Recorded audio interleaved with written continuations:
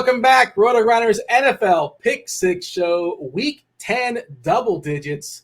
Rich Hribar, Sharp Football Analysis. John Daigle, 4 for 4, Bet Spurts.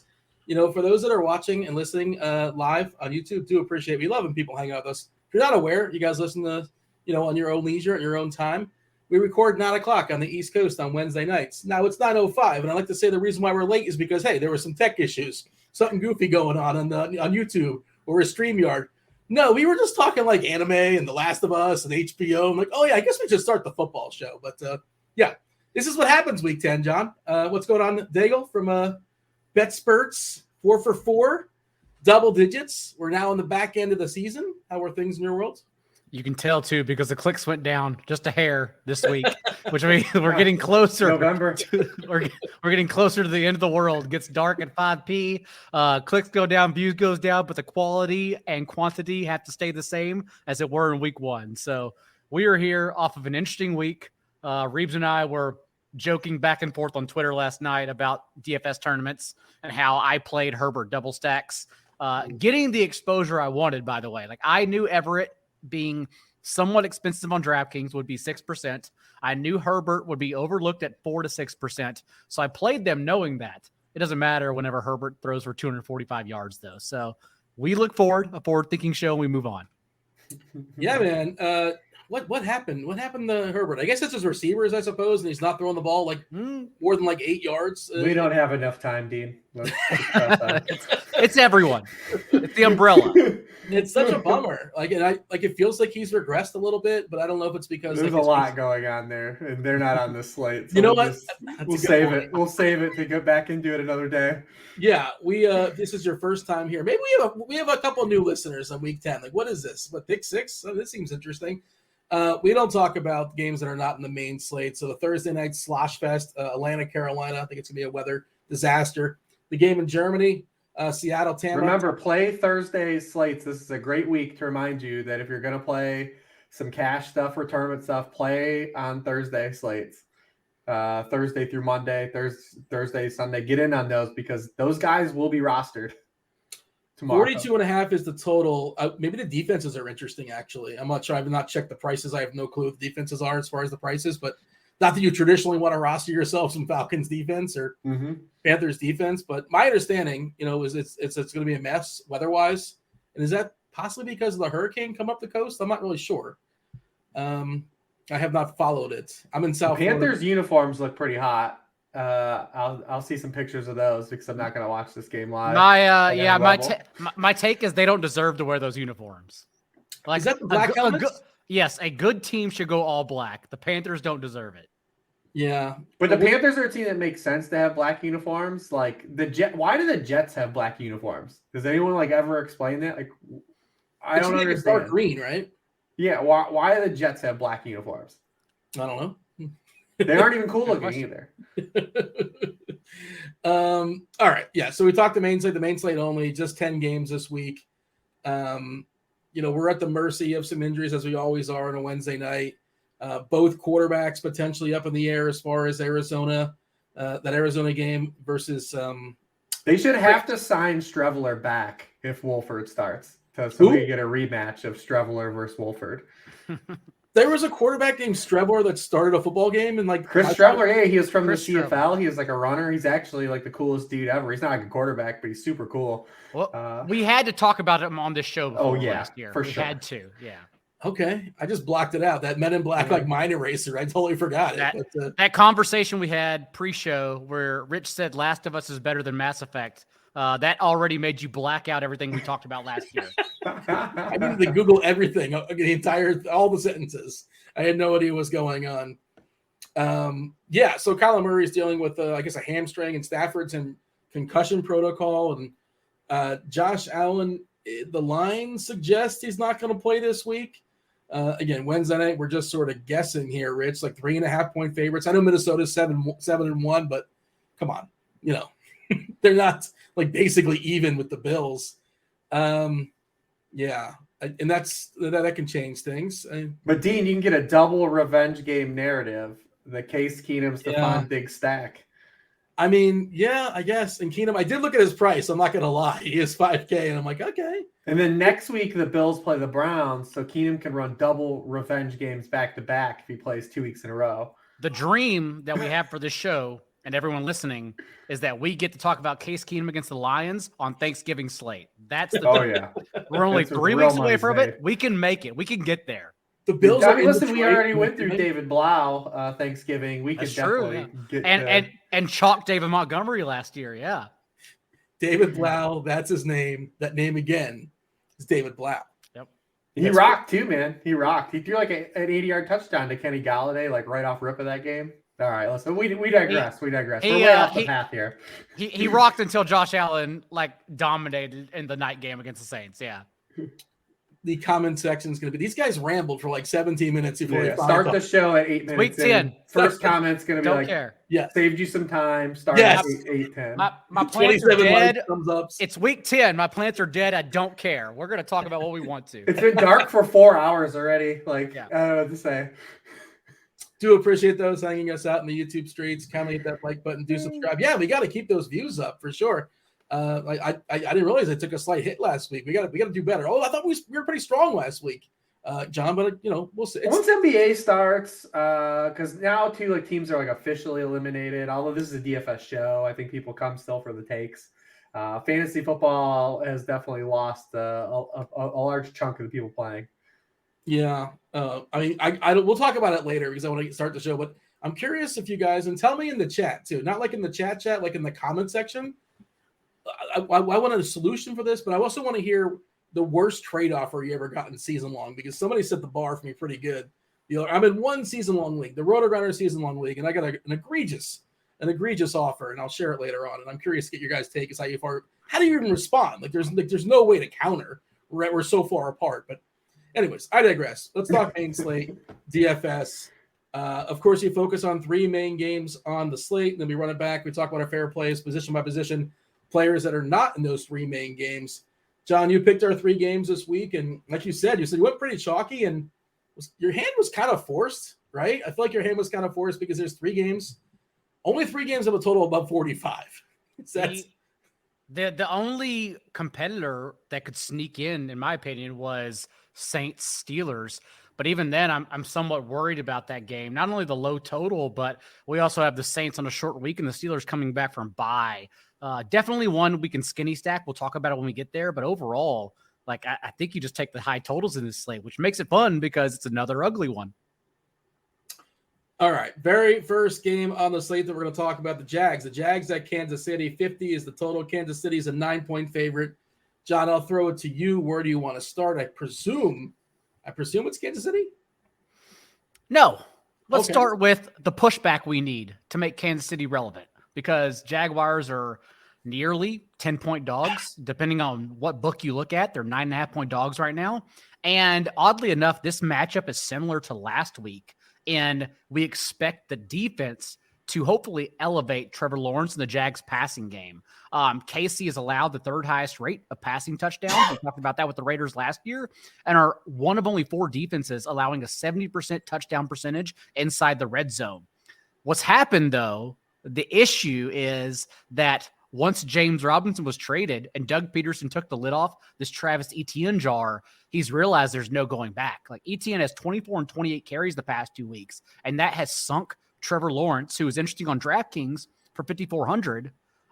Lawrence has averaged 31 pass attempts the past 2 games, whereas he was averaging 35 before. And so this really has become a Etienne-focused offense Etienne has set season highs and routes run in back-to-back games now. And so even though we don't think the game script for rushing for Etienne is there, it's interesting because then that's where you think, okay, being so cheap with Lawrence, we can then pivot to Lawrence perhaps, but then that also entails fading Patrick Mahomes in a very clearly amazing spot. So it's just a high total and an interesting game to talk about. The blitz level game. What's game level factors? Derek Carty, shout out Derek Carty in the blitz. This has the most projected plays. Seattle, Tampa doesn't count. That one's a little bit higher, but we're not talking about that one. But Jacksonville, Kansas City, the most projected plays on the slate. Rich, do you think Jacksonville can hang? Can they hang with Kansas City? maybe Kansas City's just not as good as we think they are. Like they struggled the other night against Tennessee, and I know a lot of people say like they're the de facto like third best team, maybe fourth best team, just because it drops off pretty quickly after 2. But you think Jacksonville can punch back and keep this game close? Yeah, so I mean, you look at the Chiefs; they're 0-4 against the spread at home this year. So teams are getting there. At home, they might have even could have outright lost 2 of those games. One they did to the Bills, but they could have lost to the Chargers earlier. They could have lost to the Raiders at home too in that Monday night game. So I definitely think they're live. Also, when you just look at dogs of this degree this season in the NFL, like these teams have all been getting there. Dogs of 7 or more points this year are 20-9 against the spread so far. So a lot of these big totals, like these games are ending up closer than expected. Definitely would look at the Jaguars team total of 20.5 in a lot of places. Like I think that they're gonna get there on that because we love like the Chiefs, structure because now they're super pass heavy. They can't run the football. You look at Mahomes, the past 4 games, Mahomes has thrown for 292, 338, 423, and 446 passing yards. And you look at the opening 4 games, he started with 360, but then it was 235, 262, 249.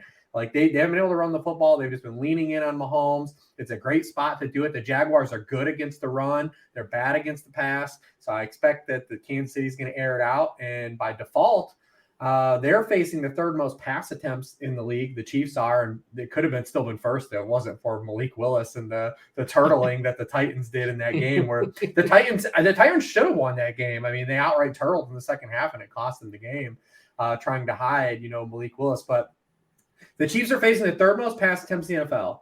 They're also 30th in passing points allowed per attempt. So when you put both together, they are allowing the most passing points per game to opposing quarterbacks.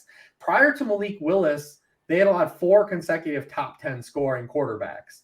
So, yeah, I love the Lawrence side. He's a way to get cheap. Obviously, if you're playing cash, I think just the meta has been to pay up for quarterback, and Mahomes is easily the cash game play this week as long as you can fit it in. But I do think that if you play the Lawrence side, you have access to a stack that, 1, gets you away from Travis Etienne, who once again will be popular.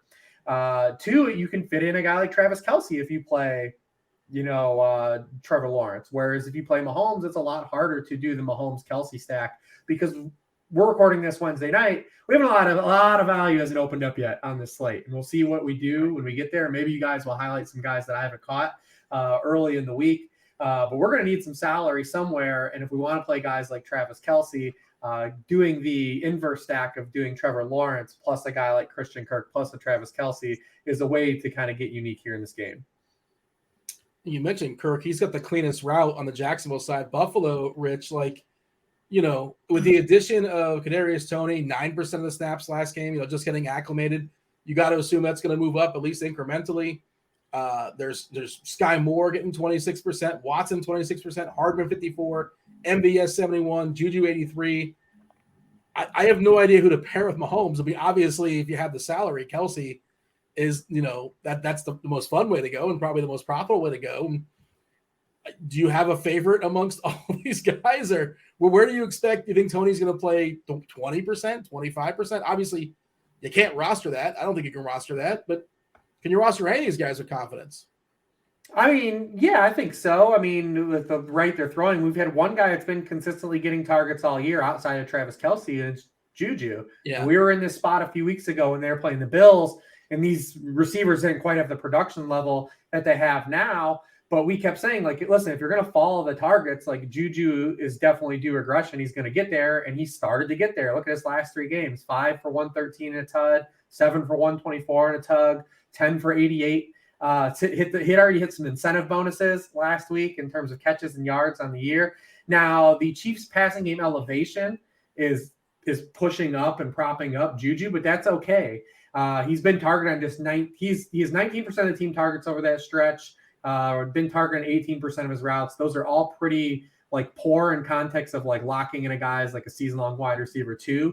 But when you factor in that the Chiefs are, 15% over pass rate expectation, we talked about them not being able to run the football. It is a matchup to where the Jags have been able to stop the run. We saw that again with Josh Jacobs last week. where he had just 1 yard prior to contact in that game. I think Juju would be the guy if you can't get to Travis Kelce's salary. He would easily be the guy. They have a rotation with everyone outside of Juju, though. McCole Hardman has caught the baton from CEH. He basically is wide receiver CEH now. He's really not playing, and he's just scoring a bunch of touchdowns every week like Clyde Edwards-Helaire was early in the season. So I'm sure people will chase those touchdowns, but he is new CEH, wide receiver CEH. And Hardman was also DNP today on Wednesday. We've made mistakes on this show. Me personally, trying to forecast injuries on a Wednesday, especially late in the season where it's very clear every team is resting their players now. So I don't want to say too much. Maybe Hardman still plays, but still a DNP with an abdomen injury, I believe, something to monitor because Hardman does lead this team in percentage of routes from the slot. And that's where Tony played 4 of his 7 routes came from the slot last week. So maybe a little tiny bump for Tony for those playing large field tournaments. Oh, could you imagine if Hardman ends up being out? Tony will definitely get some run. I may play him. Hell. He's 5K, 5K on DK, 5.5 on FanDuel. Ooh. So playing FanDuel, I think. So you're telling me DK hasn't bumped anyone's pricing up all season long? Kadarius Toney's the one guy they're gonna be aggressive with? He got 9 snaps. Add 2K more. Whatever. They finally got religion on pricing. It's with Kadarius Toney. Yeah. Did you have a favorite player on Kansas City? Kirk is 5'9", right? Kirk is 5'9" on DraftKings. Yes, that's a pretty good price. I like that. I think that's pretty positive. 5'9", and last week he was only 5'5", but more importantly, he's coming off of his second highest target share of the season, 29%, 9 targets last week. And we talked about that last week, how it was an amazing spot for him from the slot. It's practically the same thing. The Chiefs have allowed the 3rd most receiving yards per game to opposing slot receivers. So whether I play Lawrence or not, because he's so cheap on DraftKings, it doesn't matter. It's like the pivot from Etienne to Kirk last week. I understand Etienne was chalk, Etienne got there, but Kirk is yet again an amazing play. And I believe Kirk was in the winning slant and Millie Maker lineups last week as well. Yeah, it was the Komet. Again, that's all it was. It was chalk with the contrarian play was double stacking the chalk quarterback. So can't even be mad about it. Hats off. Everyone was digging for Foster Moreau and cash games for cheap tight end. The tournament players just said, what if I stack the cheaper tight end with my cash quarterback? So, yeah, good play. Kirk was in my highest scoring lineup that won the most money last week. I played Kirk over Etienne. Yeah, I had him too. I didn't play Komet, unfortunately. Well, yeah, I played Komet in cash last week. What? Look at you! Over Foster? Over Moreau? On FanDuel because he was 4-7. So over Tunyon. I looked at the tight end slate and I figured we were going to punt anyways, and I chose the guy that was attached to the cash game quarterback. Hell yeah! How much was he? Because I know he was 4-7, 5 or 5'1". Okay, he was 4-7 on FanDuel. Tunyon was the chalk at 5K. Yeah, I needed 300 for someone. There was a guy I wanted to jam in, and I remember I was like, "Screw it, I guess I'll just play Komet." Hell yes! I hope you had it in tournaments. You just had him in cash or tournaments too? I mean, yeah, it was just my cash lineup because I punted there. I ran it in a couple of things, but it was definitely hot, man. It was one of those weeks where my cash lineup took first in every 50-50. Yeah, which is the worst. It's great. I would have just barely make it. Yes. Because listen, you get two tugs from your punt tight end. You better cash with that with Komet. Everybody else is a 0. Tunyon was worthless. Everybody was. But Etienne will be popular again for good reason. He has over 100 yards in 5 straight games. Daigle brought the touches. You're getting 27, 30 touches since James Robinson's been gone. These other guys are just vagabonds behind him. JaMychal Hasty, we've seen that story. We don't know really what Snoop Connor is, but he's not playing over JaMychal Hasty, so that definitely gives us some context to kind of where he's at right now. The Chiefs have really kind of struggled of late too. Their last 4 games, they're allowing almost 6 yards per carry to running backs. So Etienne definitely be popular. They're also last in the league in receiving points allowed per game to running backs. We've yet to see that part of Etienne's game kind of manifest, but we know it exists in his range of outcomes based on the player he was in college. So he's going to be really popular. He'll be the most popular Jaguar for sure. All right. I would just remind everyone, with Travis Kelce back on the slate, how haunted we've been the past couple weeks. Kelce averaging 5 more fantasy points per game than the next closest tight end. Like, our boy is back. Maybe it's best we don't overthink this. Like, I understand Ingram's popping as a value, but we ran that train last week. Let's just maybe not overthink this, and let's find a way to get up to Kelce. Are you guys enjoying the Kelce podcast? I haven't listened. Heard it. Oh, no, it's excellent. Yeah, they're a lot of fun. They're both really great. Obviously, they have a great brother dynamic, but it's a very enjoyable podcast. I recommend everyone checking it out. Plus, they're from where I'm from, so they talk about Lakewood and Cleveland a lot. So, hey, love those guys. What's better, since you've already ranked Mass Effect and Last of Us, the Kelce podcast or the Stafford, Matthew and Kelly podcast? Oh, no. The which one is it? The Stafford and his wife podcast. I've never heard that one. Okay. That's the one where post Super Bowl, they recorded the next morning. Like, they actually recorded an episode, and Stafford was asking for water live on the podcast the whole time because very clearly, they were not ready to record a show post Super Bowl winning. Well, that's probably their best episode, unintentionally. It was hilarious. And it was they were talking about bringing I think they have 5 kids. They were talking about bringing their kids to Disney World because it's part of the sponsorship, right. And Stafford audibly said that is the worst thing. That's the worst idea I've ever heard. In his current state, post alcohol Super Bowl, wanted nothing to do with traveling with his children kids at Disney World, World, matching T-shirts in the summer, and mind you, he was right, justifiably so. Was this before or after he watched that lady fall during the celebration and he's just I'm going to walk this way, pretend I didn't see that? That was the parade. Yeah. That was the parade day. But what was the podcast like after that?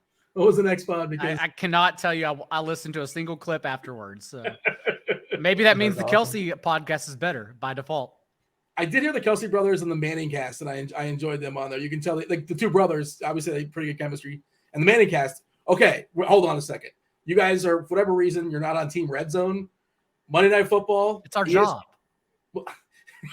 It's literally our job. It's not your job to hate Red Zone. My job is to watch the games, Dean. My job is to give you every game. No, my job is to understand the games, not to watch the games. To understand. Not to watch highlights, glorified highlights. Highlights doesn't teach me anything.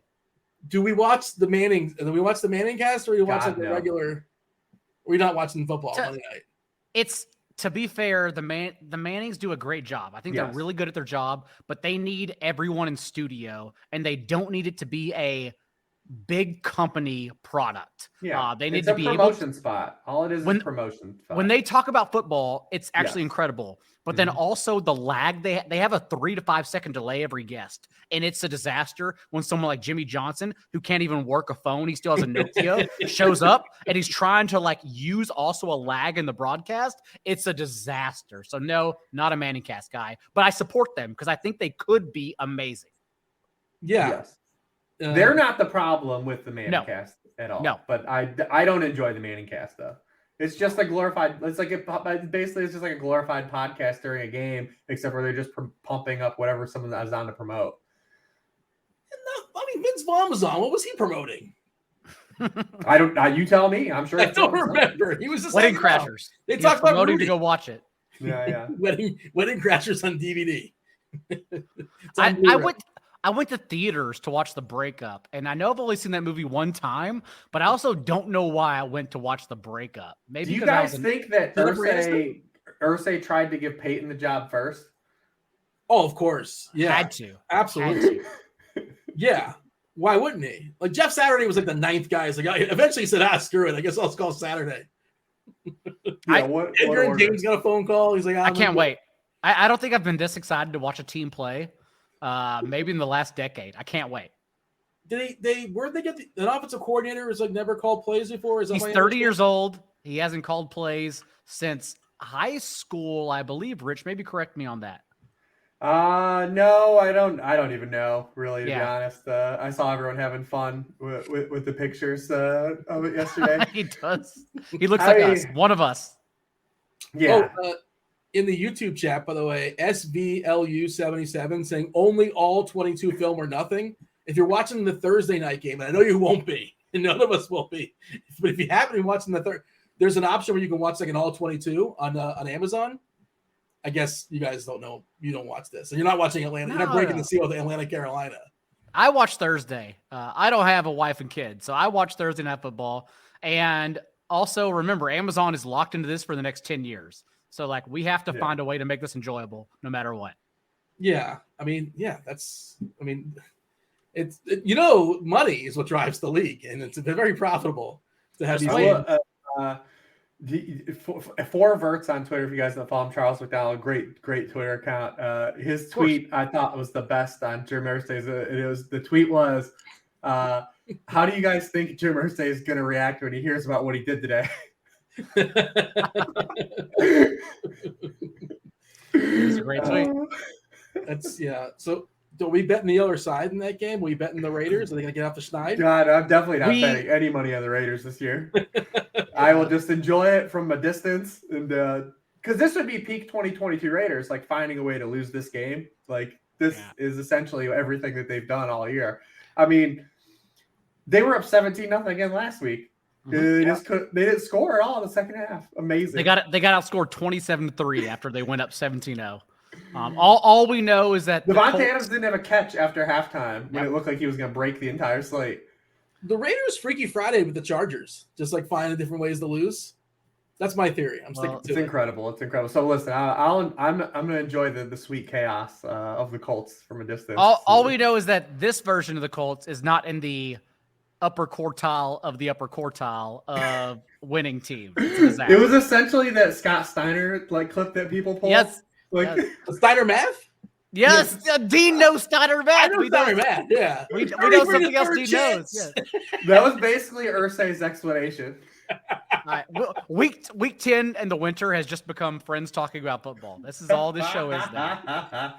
Steiner math is like one of the best promos of all time. It's everyone, whether you know wrestling or not, go on YouTube right now, crash the site, and look up Steiner math when you hear us talk about it. That's all you need to type in.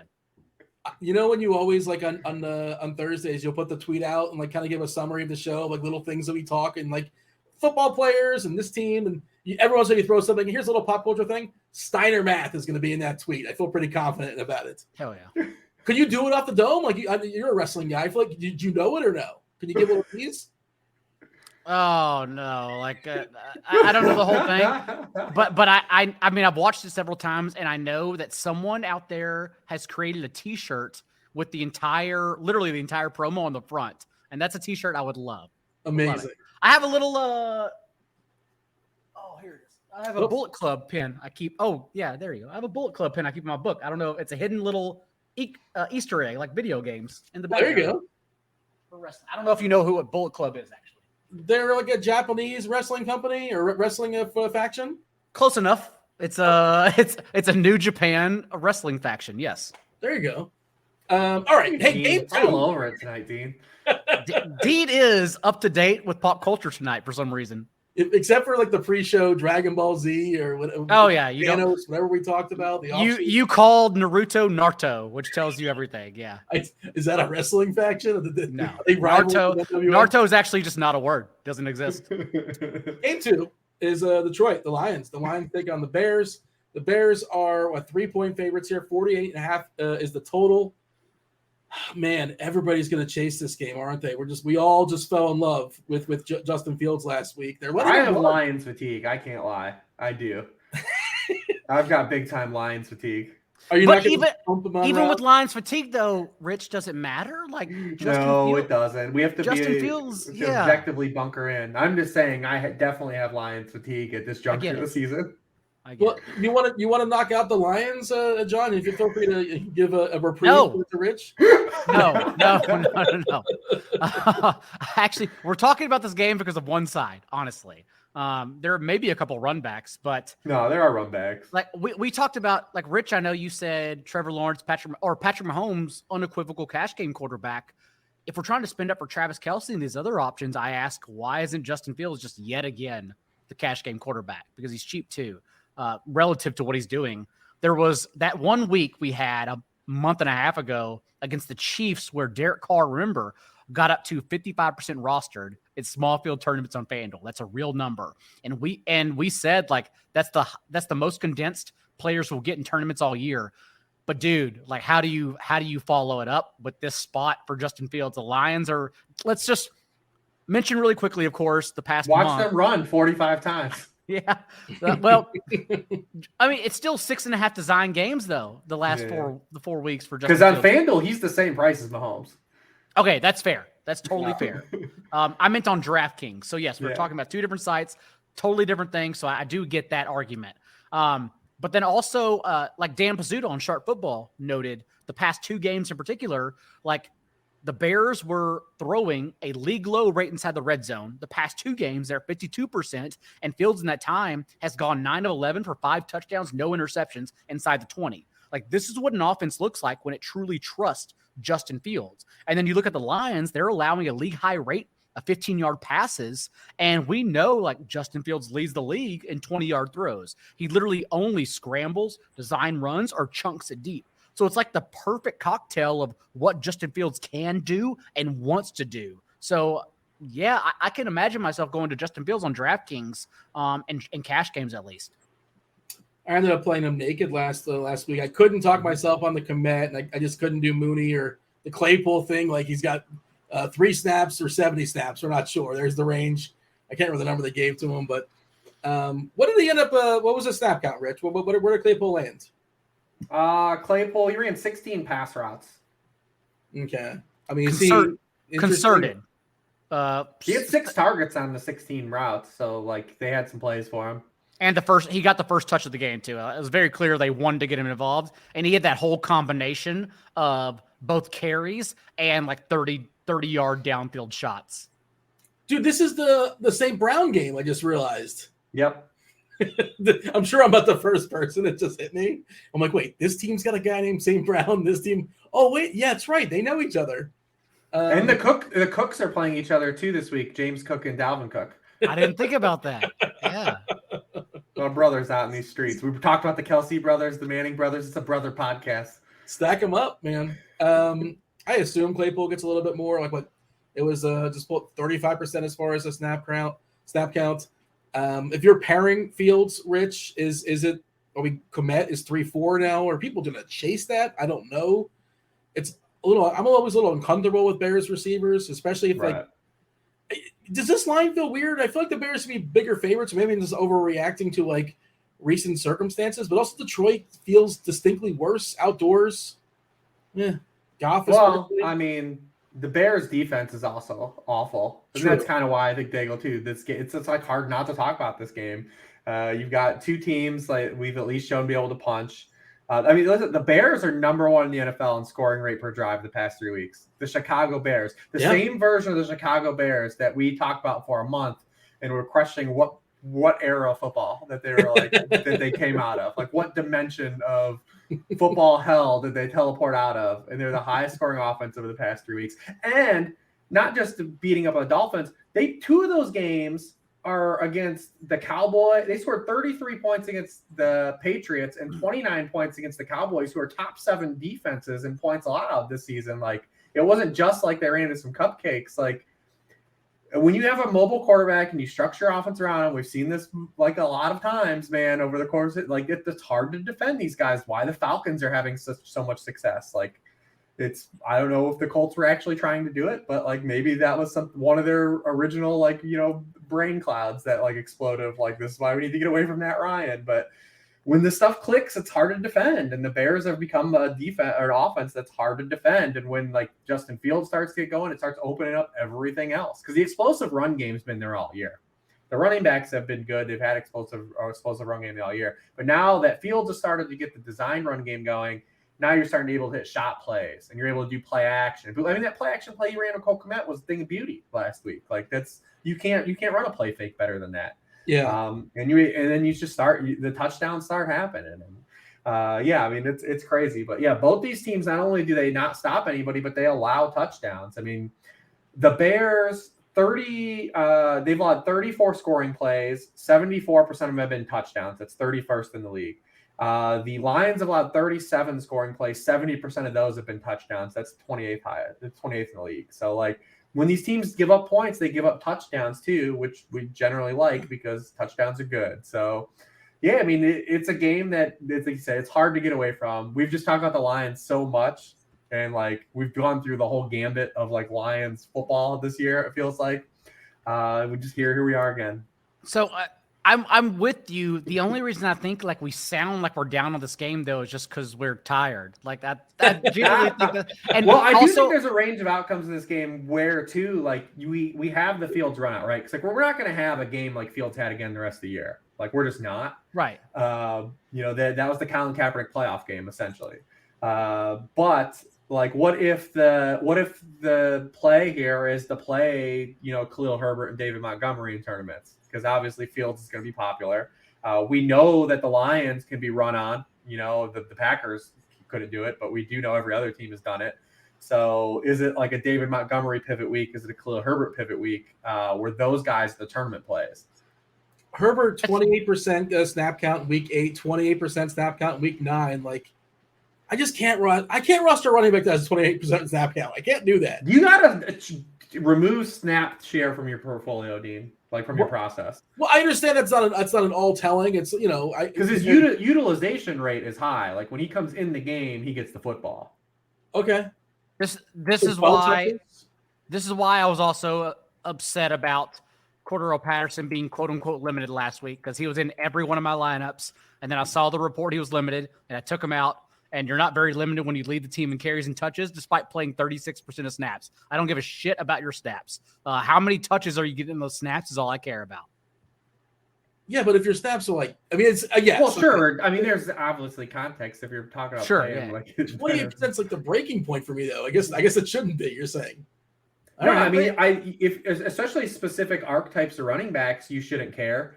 The thing that you should worry about with a guy like Khalil Herbert from a term perspective is negative game script. When they get in a passing script, that's when he doesn't play. But when he's in the game, I mean, he's touching the football. That's like kind of what his whole deal is right now, Dean. So of all running backs in the NFL that average more than 20 snaps per game, Khalil Herbert's 10th in utilization rate. That means snaps getting a target or touch. He's 10th in the NFL.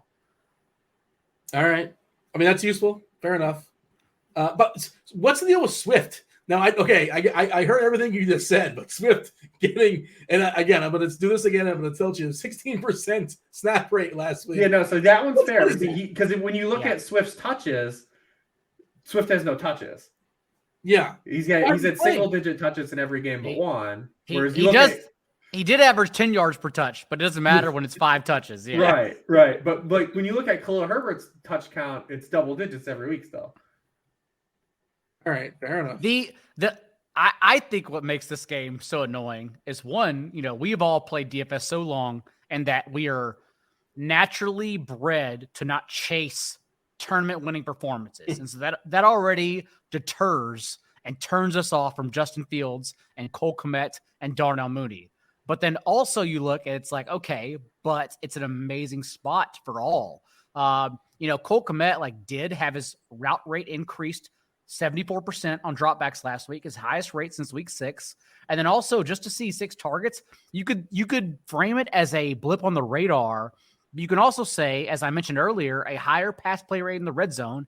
And the past 2 weeks, not only are the Bears running an increased 70 plays per game, but Cole Kmet leads the team in red zone targets in that time too. So they're throwing to him when it matters most. And also the Lions, of course, an amazing defense to target tight ends against the 4th most fantasy points per game to opposing tight ends. So overall, yeah, it's an annoying game because I do think it's a good one to play, but as Rich said, it is volatile. Rich, build me a little game stack here. I assume we're starting with Fields instead of Goff. Yeah. Well, I think that the interesting thing would be to do like a mini of like David Montgomery and the Sun God. I think it's like a great mini for this game because you're getting super leverage on Justin Fields and you're still getting your game stack. Amon-Ra St. Brown is the inverse of everything Daigle just talked about. Like this dude's still getting targeted at like he's stacking targets, right? Like, he only had the 55-yard sign, 38% of the team targets. He's now seen 9 or more targets in every full game he's played. The targets were there. Just the run out was, we got spoiled by that run out. Everyone was just like, oh, the dude didn't catch 8 passes for 100 yards and scored 2 touchdowns. Like, then I've gotten is tweets this week. What's wrong with Amon-Ra St. Brown? I swear to God, that's like the most popular guy. What the hell's wrong with this guy? The dude had 9 targets. Like, what do you want? Like, what do you want, man? Like, they're going to turn around. And only Tyreek Hill's been targeted at a higher rate per route run than Amon-Ra St. Brown this year. If you get into the box, it looks different. And then also the Bears are one of the worst defenses against opposing slot receivers in general. They're bad against, but specifically slot receivers. So, yeah, I think that if you're looking at something to play this, I like just like doing a little mini of like Montgomery and St. Brown and going that route. Honestly, dude, because I had the same comments, because I even mentioned on Twitter that Amon-Ra St. Brown has 4 full games this year he's played without injuries. And he's averaged 10, as you said, 10.5 targets and a 32% target share. People are so down on Amon-Ra St. Brown that it may be contrarian enough to still play Fields on DraftKings and then just simply run it back with Amon-Ra. Like, that may be the play, because Amon-Ra is very clearly the contrarian option now. We're moving on, I believe so. Cleveland. Yeah, I mean, gosh. I don't think it's nearly as good of a running back slate as it was last week. No. We also have to look for the tea leaves. But, I mean, the Bears' run defense, we keep targeting them. And here's Jamal Williams, who gets 24 touches in this backfield. But, again, it really comes down to how healthy DeAndre Swift is. And that's a puzzle that we may not even know the answer to by Sunday morning. So, Jamal Williams, 5,900 on DraftKings, depends on touchdowns. Is there a good reason why they would play him and then not barely play him? Like, what is the point of that? Week 9, that's your example. That's what they love doing. They love playing him, but not playing him. We've all seen Breaking Bad, either full measures or no half measures. I don't want any half measures. I don't understand the point of that. Things do not turn out well. Cleveland, the Browns are in Miami. Miami is a 4-point favorite here. 48.5 is the total. The Dolphins have the best coach in all of football. I love Mike McDaniel so much. I love this guy the very first time I heard him on the Pat what's his name? The punter. Pat McAfee. Shirtless guy. This guy is great. I love him. Different dude. And I don't know if I'm sure you guys saw the clip of him telling Fields to stop running, stop scrambling. What McDaniel goes on in his head though is not what comes out in the mic. That's the thing. I love it. He doesn't ever transfer actually what he's thinking. Like, this dude is 4 steps ahead of everyone. You think he's editing? Oh yeah. He hides injuries from the media. He treats press conferences as jokes, which is okay. I support that. But he definitely does not want to share with you what's going on in his head ever. Yeah, well, I love him. I hope he never goes away. Yeah. He's my favorite. By the way, I want to ask Rich a question. I'm just going to take over hosting duties because who cares anymore? Rich, who is your coach of the year right now? Because I get pushed back whenever I don't include Nick Sirianni in the top 3, because I don't think Nick Sirianni is a top 3 coach of the year, given the hardship that a lot of other individuals had to go through. Like Pete Carroll having to set aside his ego and run a completely different offense after week 3. Like Mike Vrabel having 2 talented players, maybe Jeffrey Simmons and Derrick Henry, and doing the same shit he did last year. It's and Brian Daigle, of course, who just benches players he doesn't like and says, you run our system and we will win. So I think coach of the year is an amazing conversation to have. Yeah. I mean, this is one of my least favorite awards because it's typically just given out to oh, we thought your team was going to suck. And they didn't. But last year, remember, Rick, the committee was good enough, smart enough to vote Rich Bisaccia ahead of Zach Taylor because they saw through Zach Taylor's bullshit. So I think it's a fair award, honestly. Yeah, I mean, we'll see what ends up winning. I mean, obviously, if a team goes undefeated over the course of the season, that dude's going to win it. He's just going to default get it. So if the Eagles do go 17-0, I would imagine Sirianni's going to win it. From a job perspective, yeah, I would say Pete Carroll and Mike McDaniel have done two of the better jobs. One, just because Mike McDaniel is a rational coach, right? It's so hard for us to get over that hurdle. Here he has 2 good ass players that we know that inherently are clear above the best players he has, Tyreek Hill and Jalen Waddle. And he does everything he can to structure the offense around getting the football to those 2 players. we have long lived and watched good players misutilized, and like he just gets that. Also, the Miami Dolphins have not run the football one time on 2nd and 10 after an incomplete pass. Amazing. That alone, I love that. that alone is the all-time coaching nugget. And then like you said, like Pete's doing a great job. Obviously, Gino. I was talking to Braden, my son, because he was asking about comeback player of the year award. He said Saquon's got it in the bag. I was like, well, they might give it to Gino. I know he wasn't hurt, but like they've done it before where they just give it a comeback from death. Yeah. Like Philip Rivers won it one year when he just sucked the year before.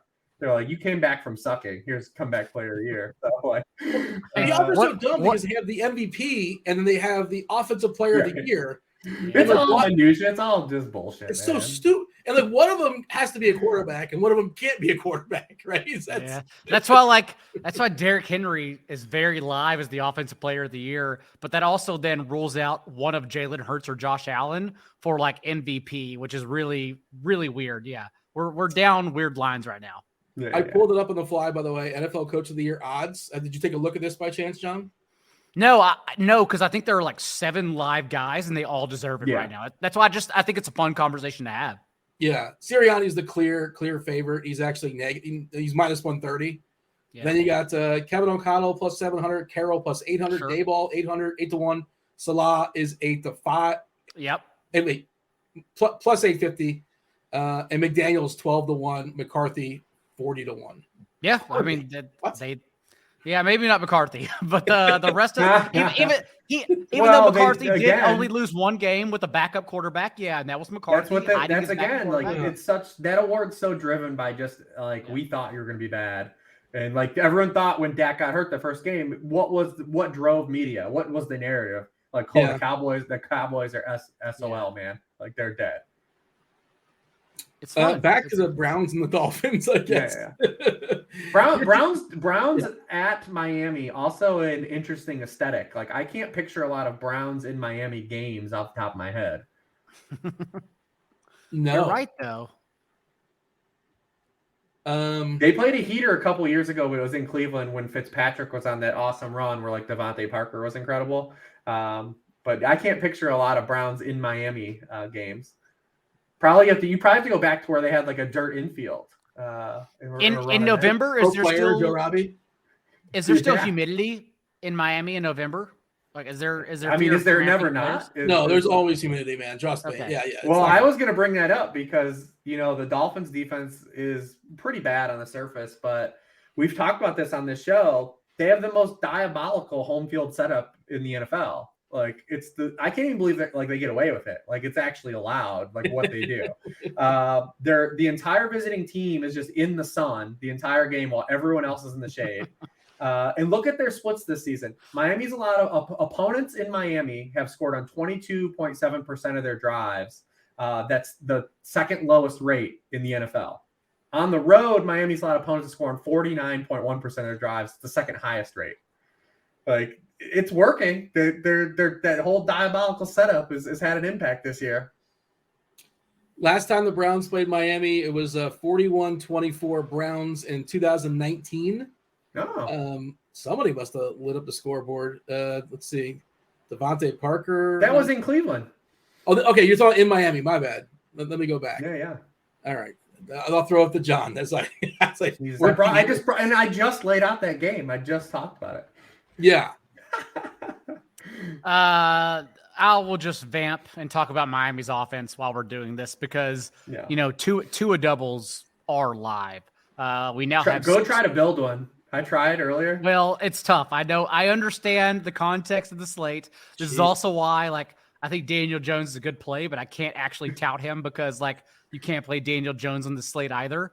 But we now have 6 full starts from Tua, and he's thrown at least 3 touchdown passes, and 3 of them have averaged 22.3 fantasy points in that span, which would rank 4th among all quarterbacks in fantasy points per game. And then the last 2 games alone, 26.5.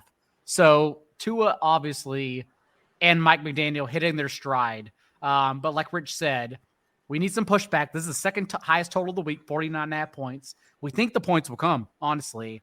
But yes, it is hard to build Miami stacks. Yeah, I was trying to build some two double stacks, and maybe it's just a context of the slate because we haven't had a lot open up. But it is hard to jam those guys in, especially if you want to bring back one of the two good Browns players. I guess you could do DPJ if we want to get there. Kareem Hunt's probably an interesting bring back in this game as well, because now that he wasn't traded, we did see him get 15 touches in his last game. And he also has he basically has the same amount of red zone opportunities Nick Chubb has. So he could be an interesting way to kind of bring back in, especially when we're talking like a low owned like tournament play for a game stack. He probably is a little more interesting if you can't, because it's really hard to play Tyreek Hill, Jalen Waddle, Tua, and then bring back Chubb or bring back Amari in this game. Yeah. Tua, Hill, Waddle, 3K tight end, 3K defense. You got 5-1 left for two running backs, a receiver, and a flex. And where are the running backs this week at 5K, right? Like it's really hard. That's the area where it's rough. Jalen Warren, maybe. I don't know. I mean, so Jalen Warren would be cool, but like, it's not like Najee Harris isn't playing still. Like if there's a difference between Najee Harris being out and them wanting to just like go with Jalen Warren ahead of Najee Harris, right? Because like Najee Harris is gonna play. Like we don't know, right? It's if we just knew Jalen Warren was gonna be a 3-down back, that like he'd be absolutely chalk. We'll swallow Deion Jackson games if it can get us Josh Allen and whatever, right? Like to jam in whatever we want. But like the fact is Najee Harris is still going to dress and play in that game. That's why probably Dave Montgomery on FanDuel is going to be so rostered, just because like I don't know if the touch share, based on what he did the 2 weeks prior, like last week, jumped back up to a 68% backfield touch share. But the fact he's just simply 6,700 on FanDuel, like that's so cheap compared to others. Cleveland and Miami, September 25th, 2016. Last time they were in Miami. Ryan Tannehill started for Miami. Jay Ajayi scored a touchdown. Nice. Oh, yeah. Shout out Jay Ajayi. Yeah, big time props to Jay Ajayi, who had back-to-back 200-yard games. Former Eagle great. Yeah. Yeah. And you're going to love this, Rich, I'm sure. Cody Kessler, the start of the game for Cleveland. All right. And I don't know if he was relieved or what happened, but Terrell Pryor at 5 attempts as well. So, 30-24. Maybe I don't know what happened. Why would he just have 5 attempts? Was he used like as a? I don't know. Cleveland did used to use him oddly. He had packages where he was a wide receiver, a quarterback like Taysom Hill, and a running back at times. So I don't know, like a Cordell Stewart type, because he had 4 carries for 21 yards for Terrell Pryor, and he had 8 receptions for 144 yards in this game. There you go. He had 1,000 yards that year. It's the greatest game ever played. Yeah, he had 1,000 yards receiving that year. Yeah. Oh man, he must have been a fun fantasy play that day. All right, I'm getting excited about Terrell Pryor. Where would you start, Rich, as far as Cleveland? Who would be your favorite? You talked about the 2 big spends. You prefer Chubb on the ground? You prefer Cooper? Or, I remember a couple times on podcasts past, not this year, but previous seasons, we did mention the infamous DPJ. I know he was thrown out earlier. He is cheap. Can kind of make stuff work. $1 for $1. Where's your preference on the Cleveland side? Yeah, you would think that the Browns have to pass here. It's also a Jacoby Brissett revenge game, I guess, too. We can bring that narrative in because, Miami is scoring, kind of at will with 2 under center. They really haven't been stopping. He now leads all quarterbacks in fantasy points per pass attempt. He is number 1 in EPA per dropback targeting wide receivers. And it's almost double of that. Patrick Mahomes is the next guy of the next guy. The Browns are a cover 3 based defense. Guess who's the highest rated quarterback against cover 3 this season? It's Tua Tagovailoa.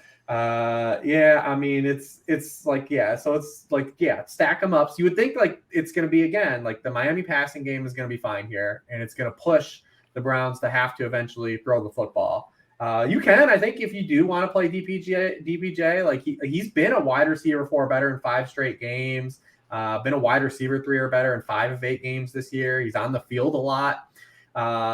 Amari's probably the most interesting guy though for the Browns. And it's because You're gonna have like the weird thing with his home road splits again. He's doing it again this year. Like, I don't know what the story is. Like, typically home road splits are like all noise.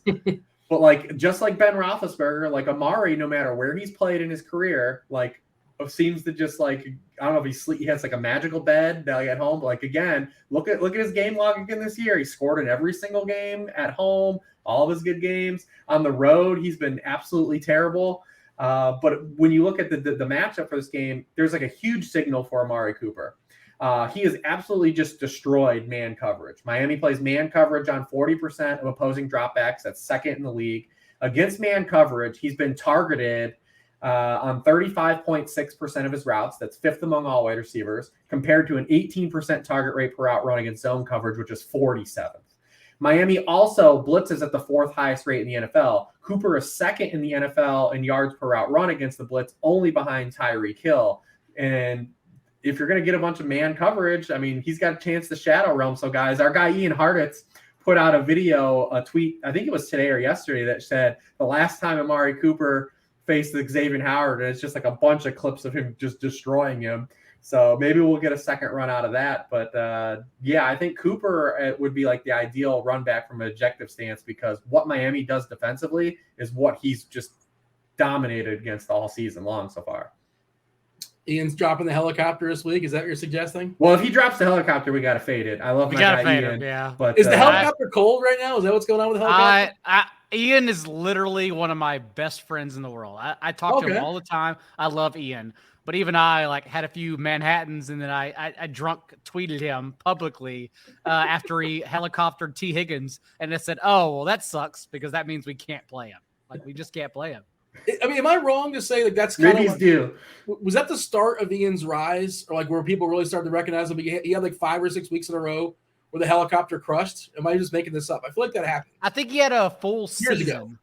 He had a full season his first year, and then because he's one of those people like a Roto Pat, and there are other people that do this. Rich and I don't do this, but they just tweet their stream of conscious. And he's great. His Twitter feed is great. Yeah.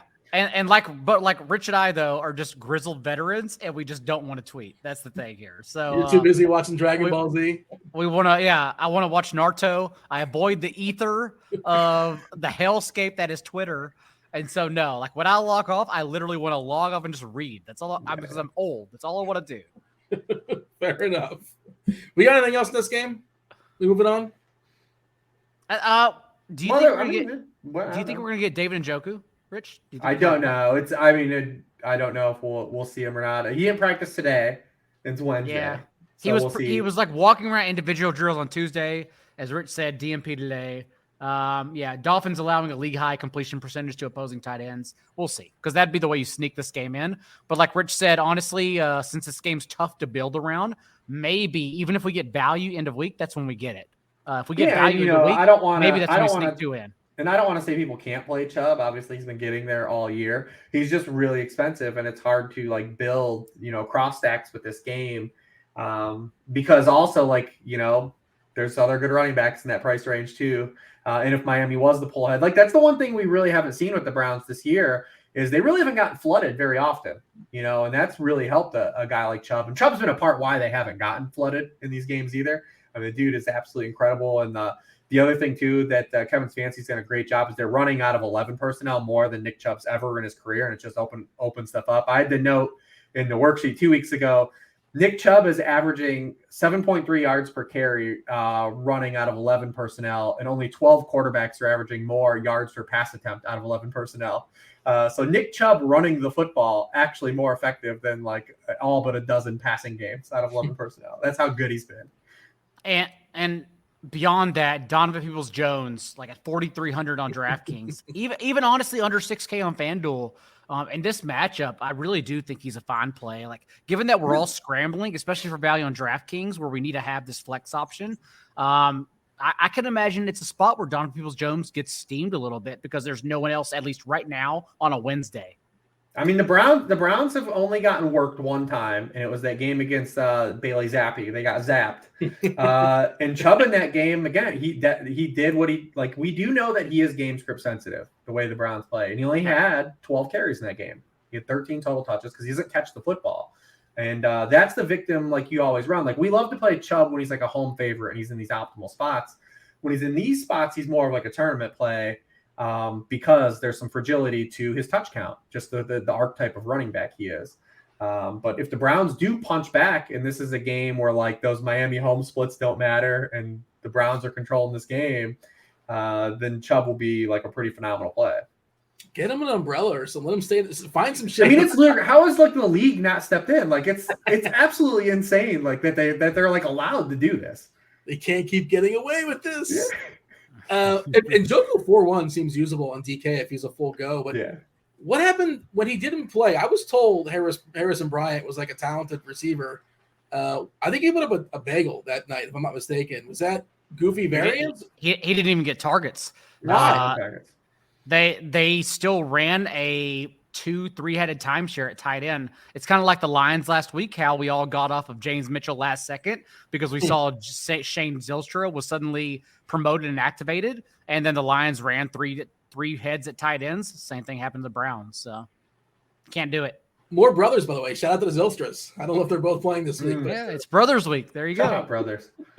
One of them scored a touchdown, right? Didn't one of the Zylstras score? Yeah, Zylstra scored. Yeah, that's what you just mentioned. Yeah. And James Mitchell scored a touchdown.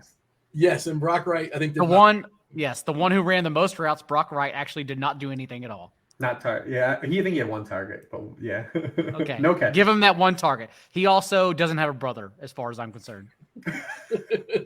Terrell, he plays in the NBA. All right, so we're going to give our favorite plays position by position in just a second. We do want to tell you about our sponsor. Do appreciate Thrive sponsoring our show. Feel free to throw those props up on the screen, producer Steve. So John, and Jim. Rich. Who's Jim? John and Rich can take a peek. If you're not aware of Thrive, get in on the fantasy action over at Thrive Fantasy. They're easy to play, no salary cap style contests. Revolve around over-under style player props. Each prop, it has a fantasy score associated with that prop. The riskier the prop happens to be, the higher the fantasy score. You rack up the most fantasy points for your share of the prize pool. They have all sorts of contests, all sorts of sports. You can, play football, baseball, basketball, MMA, golf, LOL, all sorts of sports in their lobby. We're, of course, focusing on – I picked their main contest or the big contest, $100,000 contest. I believe it's $20K up top. There's 20 props in that contest. You got to pick 10. Your 10 best ones. And again, each one based on a confidence level, not a confidence level, but how easy they may or may not be perceived to hit. That's how many points you happen to get. We want to give you a nice, sweet deposit bonus as well. Use the promo code Grinders. That's GRINDERS. It's a deposit bonus up to $250 as well as some free tickets. If you're going to deposit between $100 and $499, you get yourself 2 free $20 contest tickets. If you're going to deposit $499, that makes no sense. Deposit an extra $1. Deposit $500 in total or more. You get 6 free $20 contest tickets as well. All right, Rich, we've given you enough time to take a peek as far as some of the props this week. Give the people some winners. Well, I mean, listen, we just talked about Amari Cooper. So 55.5 receiving yards. We like that. I like the over in that. That's even money. What else do we got on here? We could stack it with Tua and do some correlation. Passing yards plus rushing yards if we want to do a little correlation bet. He's averaging 4.5 carries the last 2 games too. Yeah, so we can do a little correlation there. Deontay Johnson, well, we're losing a little bit of steam on that one. Some of these aren't standing out, man. Not a lot's popping here. I got one, but I'm going to yield to John. Yeah, hit me with it.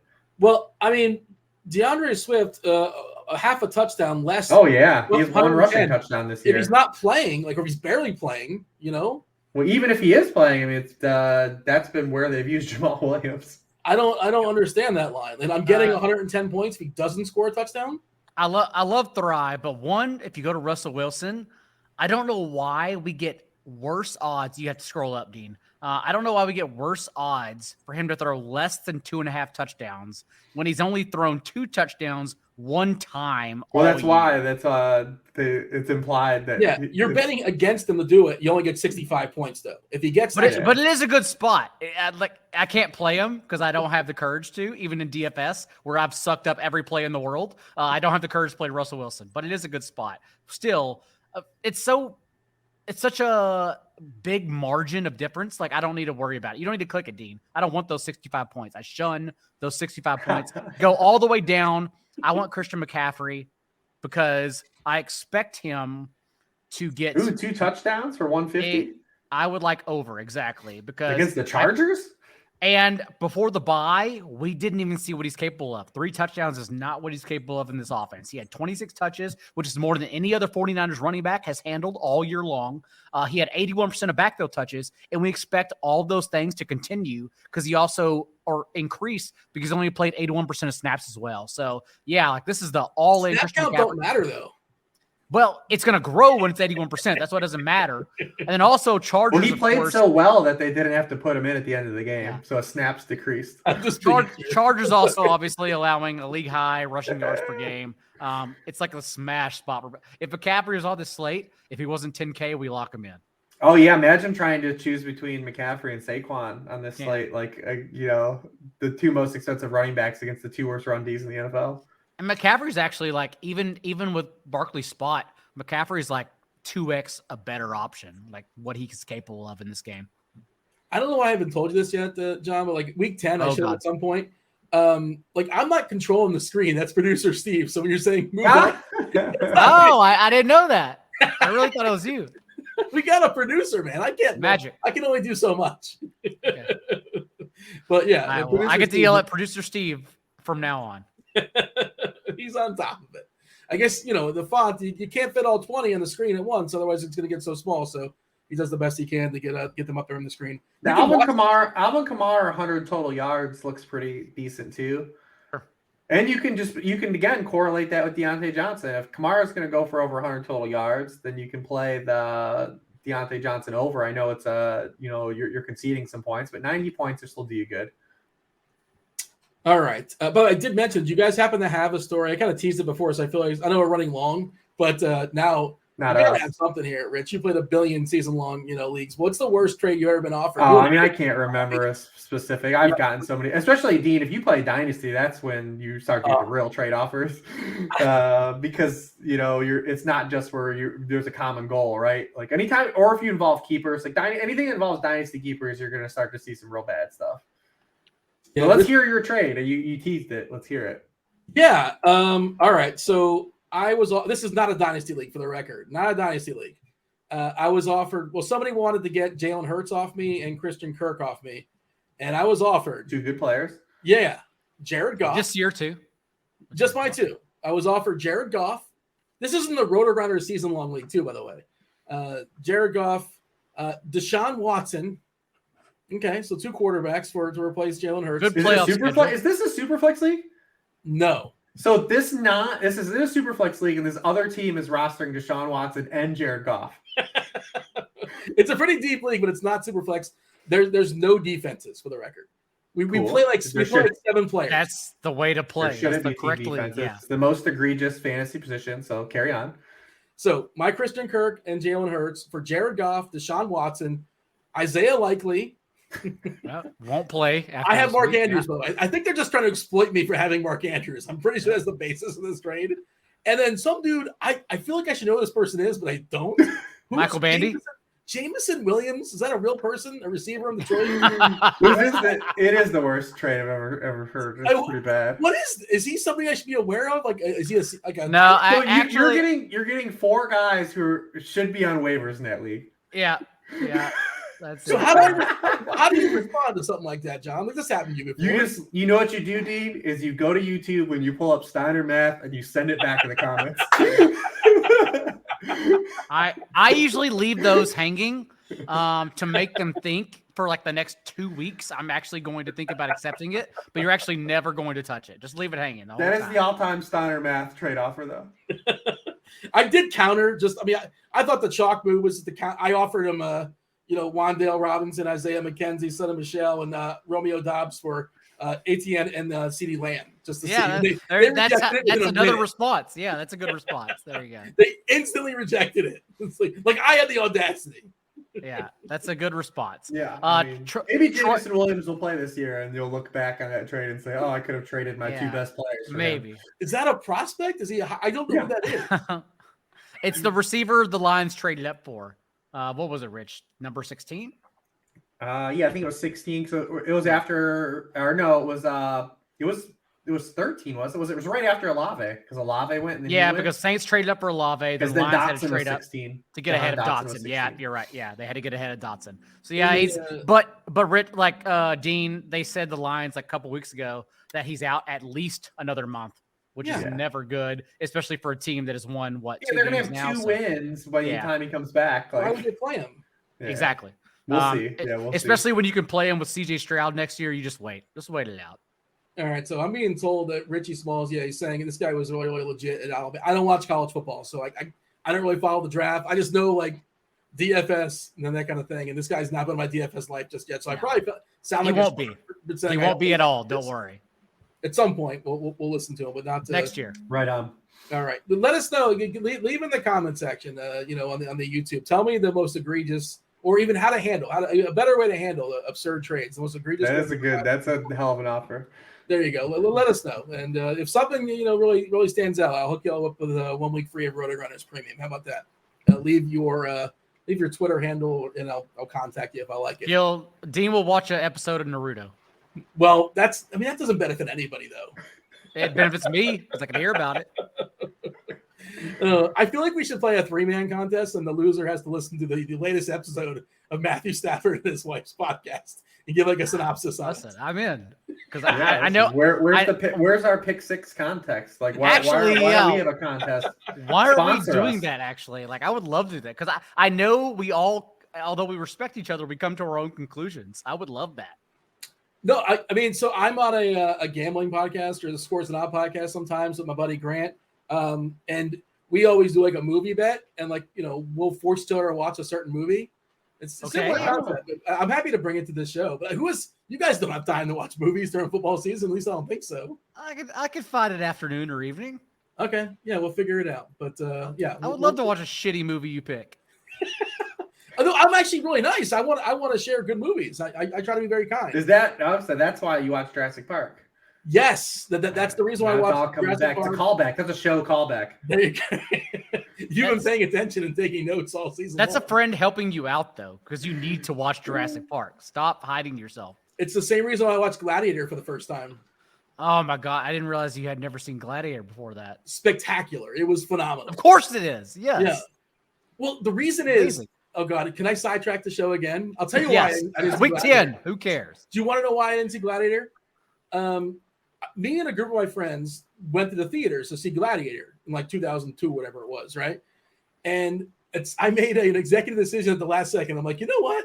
I don't know if I want to see Gladiator. So I went off and saw my own movie at the same theater with all my friends. I just branched off and went to a different one. What movie? I watched Frequency starring Dennis Quaid.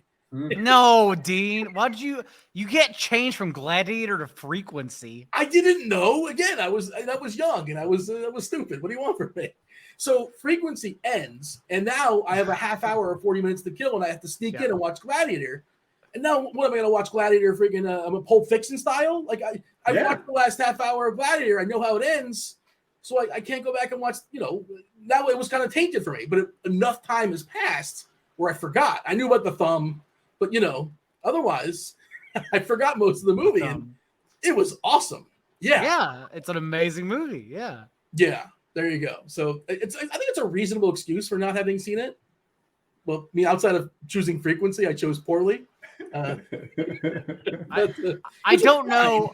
I don't know what movie I would make you watch, assuming you haven't seen any good movie. Maybe The Town. Oh, The Town's phenomenal. Yeah, phenomenal. Okay, maybe Good Will Hunting. Have you seen Good Will Hunting? Probably my favorite movie of all time. Okay, it's a perfect movie.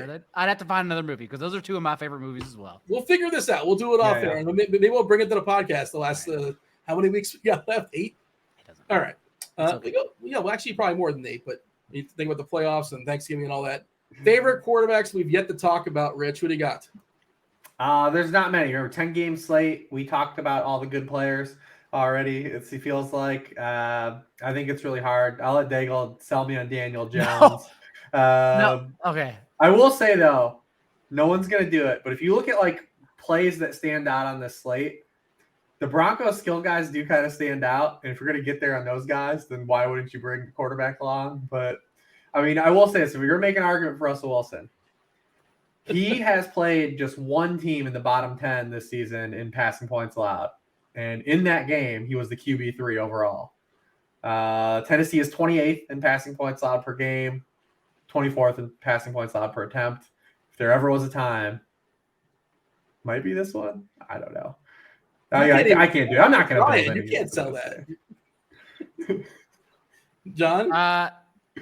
Yeah, no, like, again, I looked at it and thought, okay, Russell Wilson also, good matchup. Like when we talked about Carson Wentz against the Titans, except that week, it was an ugly week and Carson Wentz was so cheap. Russell Wilson, like, isn't even cheap enough to consider, but I do think it's a really good matchup. For me, Daniel Jones, and again, I don't think I'm going to play him because I primarily play on DraftKings. I do play on FanDuel a little bit, but we're really just going for this rushing floor here. And he does have 2 top 10 finishes this season. He has averaged 7.4 rushing fantasy points per game tacked on. And the last time we saw him against the Seahawks, it's not fair that we discount him for a season low 9 fantasy points because the Seahawks defense has been really good. Like the last month, the Seahawks defense has allowed 4.3 yards per play, 4.5 sacks per game, and just 16.5 points per game. So, like, he failed because he played an amazing matchup. But now it's the Texans, so who cares? So that's my only argument for Daniel Jones. Otherwise, like Rich, we talked about the plays we're going to play. Yeah, listen, Mahomes, Trevor Lawrence, Tua Tagovailoa, Justin Fields on DraftKings. Justin Fields on DraftKings. Yes. We really don't need to do anything else. Would Keenum possibly be a thing, or is that not necessary? Or doesn't sound like you guys are terribly enthused about it. I mean, at 4K, slate, he's 5, I think. I think he's 5. Yeah, that's it. At 4K, if he was Sam Ehlinger, we'd have that conversation. But he is 5K. It doesn't make sense. This slate is really lacking clear value right now at this stage of the week. We'll see. Like I said, stuff typically opens up by the time we get to Sunday, but definitely is a lot. I'm curious what you guys bring to the table in these skill position guys, because I'm going to need you guys to find some for me. Hey, I'm just the host. I am not the expert, so I just set it up. You guys knock it down. Stop it, Dean. Is Zeke gonna play? Do we think he's gonna play? And is he like Pollard? We're just assuming that it's Zeke's role. It's 1 and 1A at best, and it's still Elliott, right? Is that the story here, Rich? I would assume that this initial game back, even if he plays, would still skew towards Pollard. Remember, he only had 15 touches in that game against the Bears, and the coaching staff said that's kind of where they want him around. So even if Elliott comes back and is like half mass, like we can get around 15 touches still. I mean, he was averaging 11.1 touches per game playing alongside Elliott. So like we can get him another 4 per game. Like I definitely think he can get to 15 in this game against the Packers, who I haven't been good. I mean, what a run out for the Packers that they're now like home dogs by almost 6 points. Like at this stage of the season, like it's crazy like how far it's come. But when you lose to the Lions, that definitely happens. But yeah, I think Pollard, if Zeke plays, actually becomes a better play.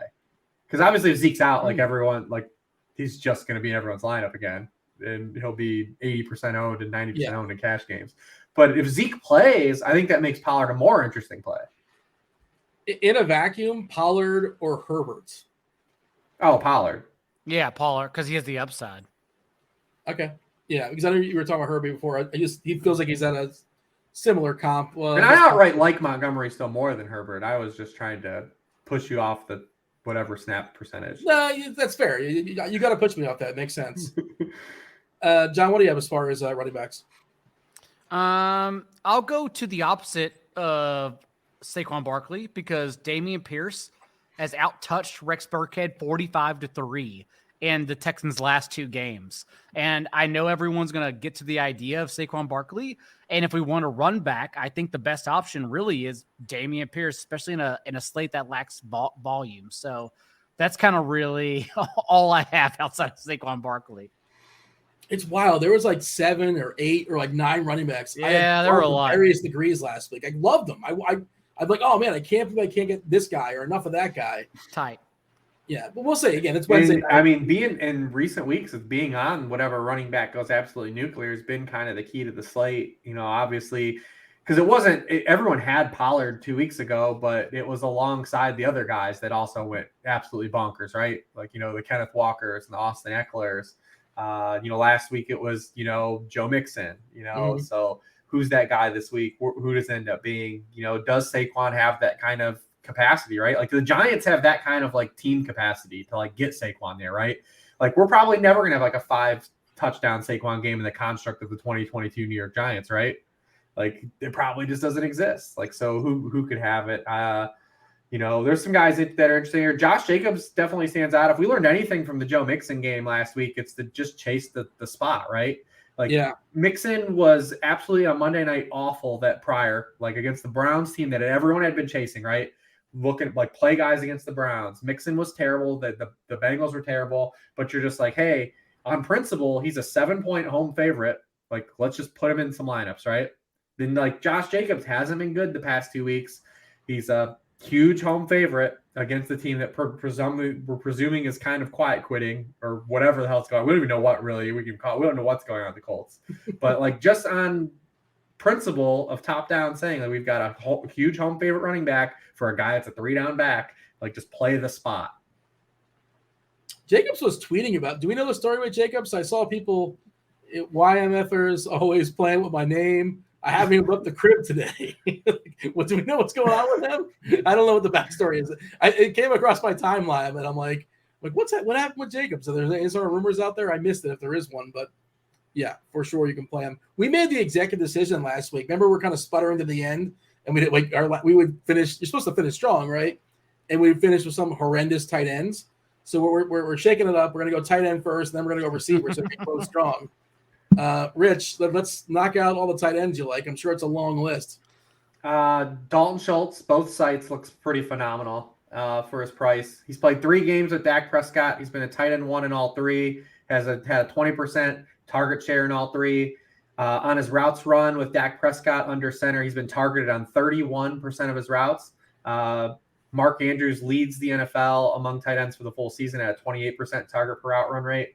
Love Dalton Schultz and his pricing. I guess he's fully healthy now, right? It feels maybe now. We can trust him.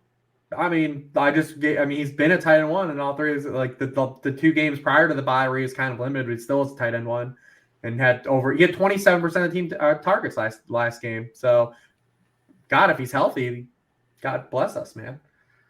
All right, John C. Dalton Schultz and raise him.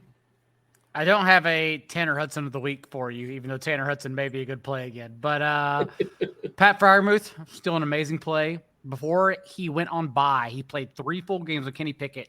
He averaged 8.5 targets, a 24% target share, and run a route on 72% of dropbacks. And now we have this spot against the Saints where everyone will likely flock to George Pickens instead, given the vacated volume from Chase Claypool. But Freiermuth has been delivering every single week ahead of Pickens anyway. So I think Freiermuth's an amazing option. Other than that, not much, Dean. I'm probably trying to find a way to pay up for Travis Kelce. Indigo Montoya will probably be popular still. Is that Tunyon? No, Dulcich, our guy. Okay. Dulcich de Leche. He's played 3. Listen, the dude's played 3 career NFL games. He's been a tight end 1 in 3 games. And we saw. How hard is it to be a tight end 1 though? Like, was that your tweet? Like no, it's not the bar, but when you're talking about paying down, like it matters. Like in the context of like for DFS paying down, like that's the whole reason, right? Like when we're incorporating salary, like we're not getting Travis Kelce. We're also not paying for Travis Kelce.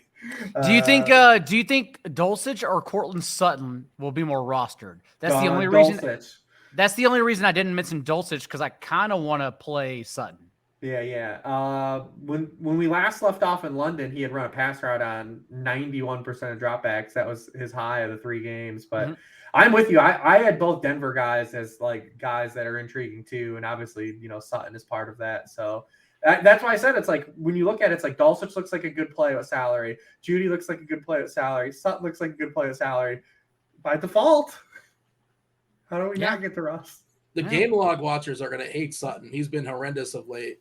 But then But again, but the target tree is thin there, right? Like it's the old theory, like when you had Lockett and Metcalf, like you'd have these guys run cold, but like we only really have two guys running routes and getting targets outside of Dulcich is the third, but like Hamler's not getting any targets at all, and he's hurt.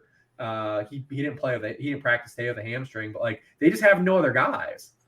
My only pushback would be, remember just last week, Eckler gets there, Josh Palmer gets there, but Justin Herbert doesn't come anywhere close to getting there. Yes, true. All right, let's get reasons.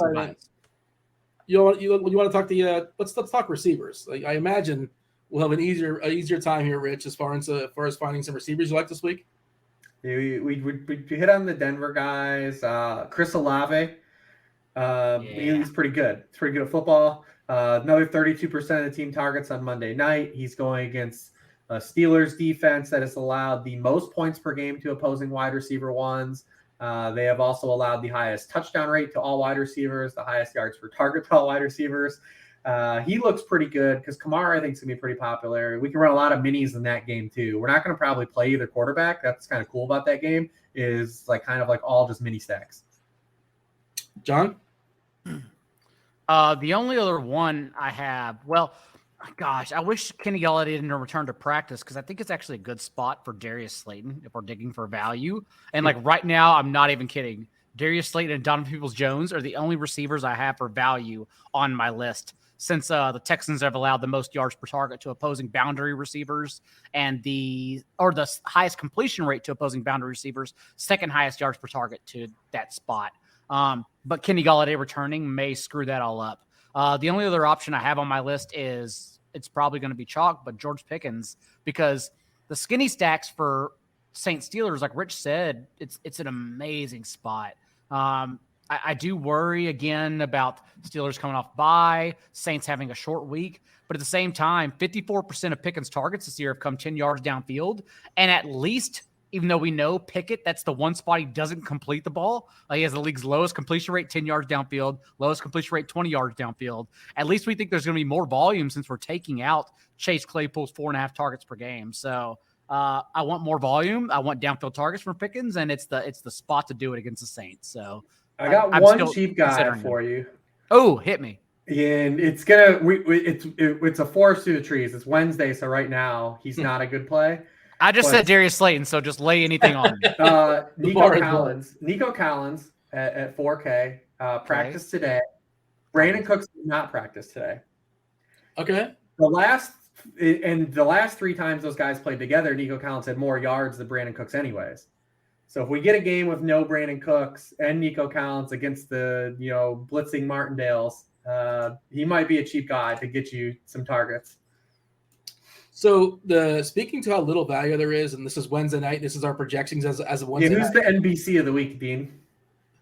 NBC. The NPC, the Michael Bandy. Non-playable character. How did Bandy end up doing? I didn't see. He had 26 yards on 5 catches. He had eight targets, yes, but did not do anything with them because he's the NPC. Okay, so there is actually a really good one, but the first point I was going to make, just to speak to how little the value is right now, we can, in our lineup HQ tool here at RotoGrinders, you can do like sort by point per dollar, like point per dollar plays. Generally speaking, if you're 3K, your point per dollar is going to be so much higher, or a better chance to be up off the charts than like a 6, 7, 8, 9, 10K player. Our highest point per dollar play on a Wednesday night is 9K Cooper Kupp. That seems wild. Like 2.54x is where he's at. Next, by the way, you're gonna love this, John. DPJ, Donovan. Oh yeah. And the non-playable character, we got Juju, we have Christian Kirk. You mentioned the Giants receiver. You didn't mention this one. Marcus Johnson. You can't play Marcus Johnson. He is running more routes than Slayton, but the difference is like Slayton is earning targets at a significantly higher rate than Marcus Johnson. That is the NPC of the week. I love it. That should be a bit on the show, right? Dean, the NPC Michael Bandy, the last 2 weeks he's got 14 targets and 21 receiving yards. That's amazing. Almost yards per target. If you could, I'm sure. Can you sort like anybody have lower than that? Like in that kind of volume? I'd have to look. For a wide receiver, it's absurd. Like that's some running back stuff.